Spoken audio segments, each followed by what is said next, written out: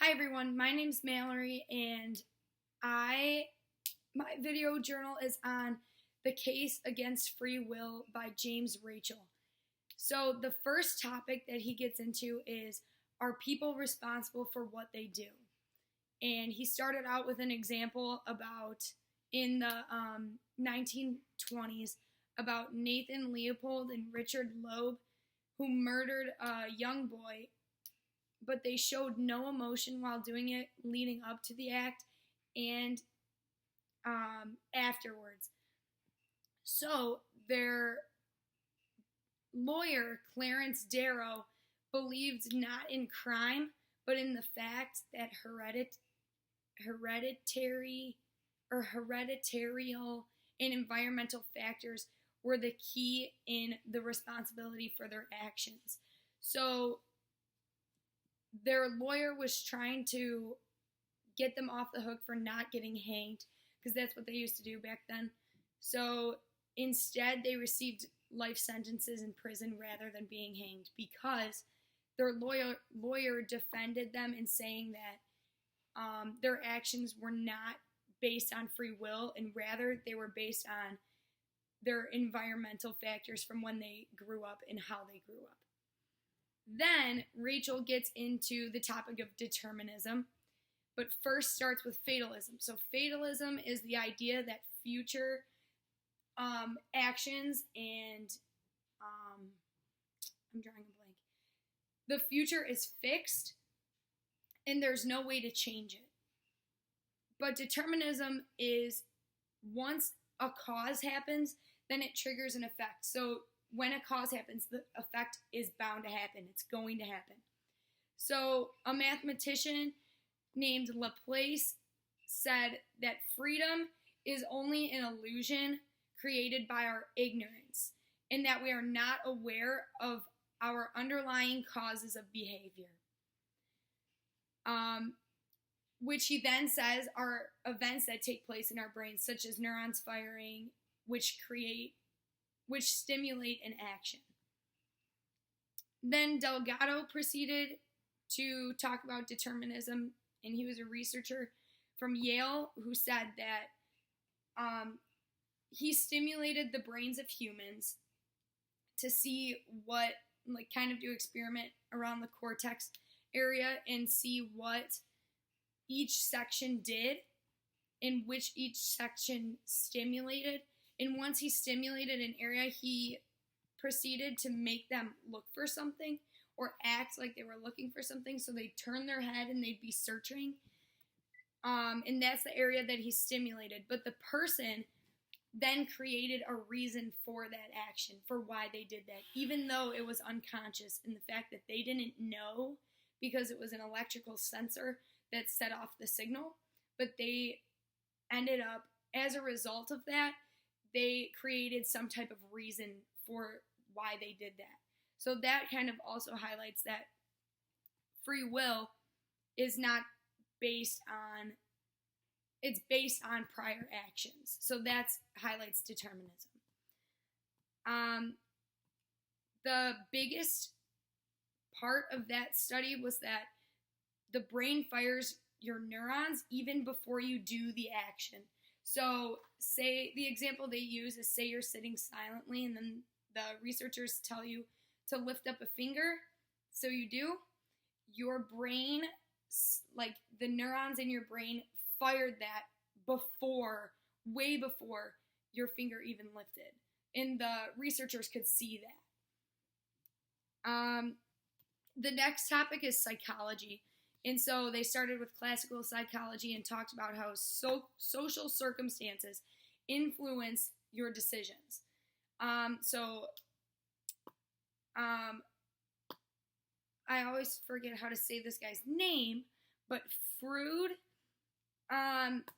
his ideas and Skinner's ideas were completely different, but they were both classical psychology. They were like historical psychology, like the first types of psychology. So the Freudian thought is that the unconscious mind or forgotten memories is what stimulates a later action in life. whereas Skinner's ideas of behaviorism have to do with conditioning. So, and like he did a lot of the electrical shock tests. So if he shocks a rat, then the rat will know not to go like near that area again where the shock was. Rachel proceeded in talking about psychology and character tied together, saying that character is amounted by circumstantial differences. So if one person grows up differently than another person, that is a result of their character. Then he goes on to talk about genes and behavior and how that contradicts free will. So he said that developmental noise are random events of cells on the molecular level, or your genes that they're not controlled by the individual. So you obviously can't control like whether one of your cells moves like to the other side of your body or across your like throughout your blood or whatever. So in this section they talked about twin studies, which is actually what I found to be the most fascinating part, because they separated the twins. So they grew up in different environments so that they had the same exact genes because they were identical twins. They had the same genes, but then changed environments. So in the different environments, they identified that the extent of their environment has on the individual, which they determined which characteristics were influenced by genes and which were actually influenced by their environment. So they gave 3 examples, but I'm only going to give you 2 because I feel like I'm running out of time. So the first example were the Giggle sisters, and they were separated, but they laughed all the time, both of them. They used some of the same phrases. They had the same job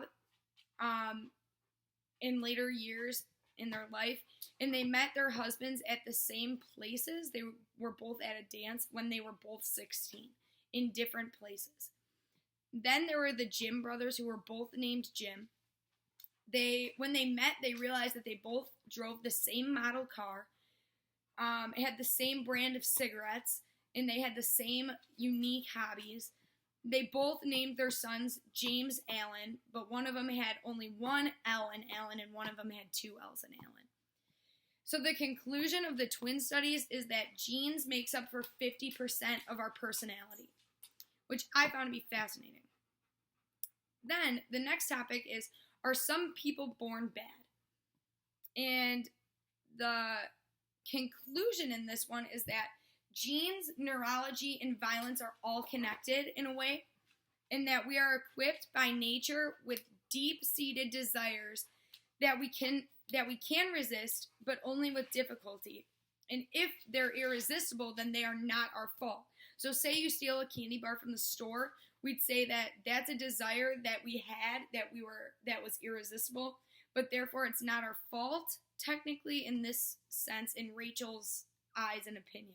So then the second point, the second conclusion of this is that some people are able to resist the urge while others cannot, which is possibly due to genes or your environment, or both.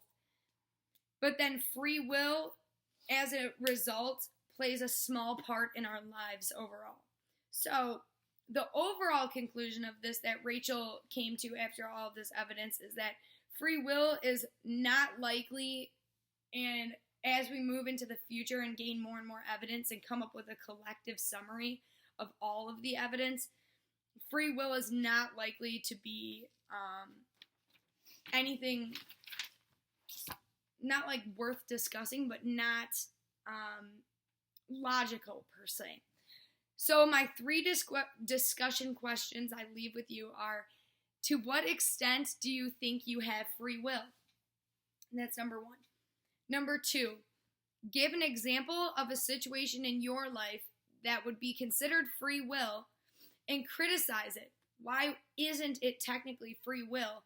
And how was it influenced by social, genetic, and environmental factors? And finally, number 3, is personality more heavily influenced by environment or genetics, and why? Thanks, everybody, and have a great day.